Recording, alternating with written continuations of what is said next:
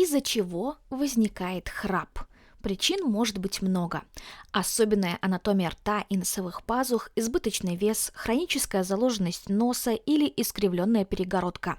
Например, у некоторых от природы увеличен небный язычок. Когда человек погружается в глубокий сон, мышцы мягкого неба, языка и горла расслабляются.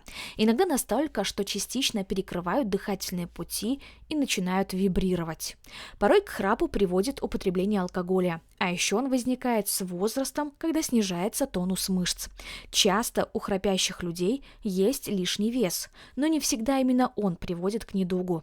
Случается и наоборот. Человек может быть худым, но храпеть из-за анатомических нарушений. Когда происходит остановка дыхания, организм испытывает стресс и выбрасывает адреналин. Развивается метаболический синдром, который нарушает обмен веществ. Тело начинает накапливать жир, он откладывается в шее, мягком небе, сдавливает горло. В итоге человек храпит еще больше. Чтобы выяснить причину недуга и подобрать эффективный метод терапии, пациент может обратиться к доктору. Есть разные процедуры, хирургические лечения с использованием радиоволн. Процедура может быть показана при неосложненном храпе, вызванном гипертрофией мягкого неба или язычка и апноэ сна средней тяжести.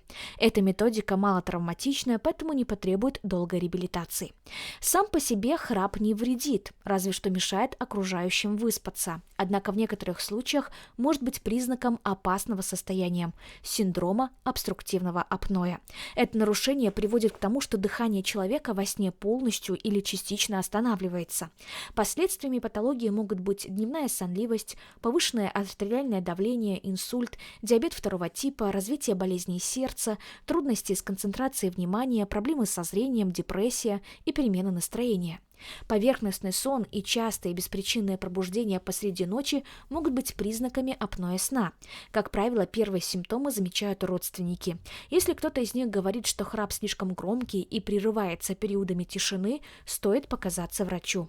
Остановки дыхания обычно бывают у всех пациентов с храпом, но тяжесть состояния можно определить только при помощи респираторного мониторинга.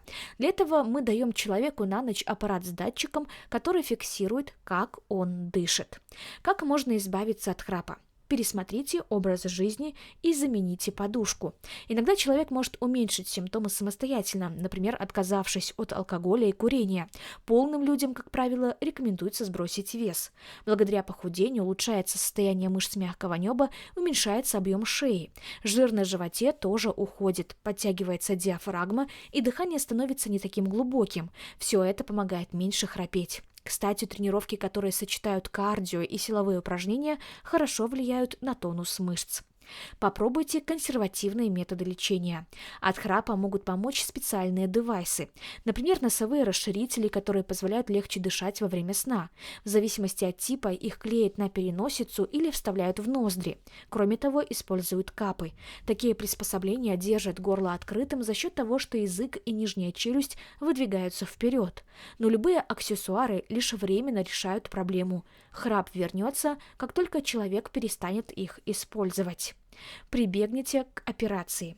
Хирургическое вмешательство убирает механическое препятствие, которое вызывает храп. Однако у радикального лечения есть противопоказания: лишний вес, тяжелая форма апноэ, пожилой возраст. Конкретную процедуру или их сочетание подбирают по показаниям. Например, в некоторых случаях достаточно провести увалопластику, подрезать небный язычок. Это довольно простая операция, она не требует госпитализации, и восстановление обычно проходит быстро.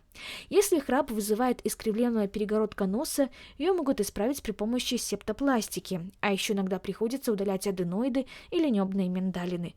Но все эти моменты вам поможет определить только лор-врач.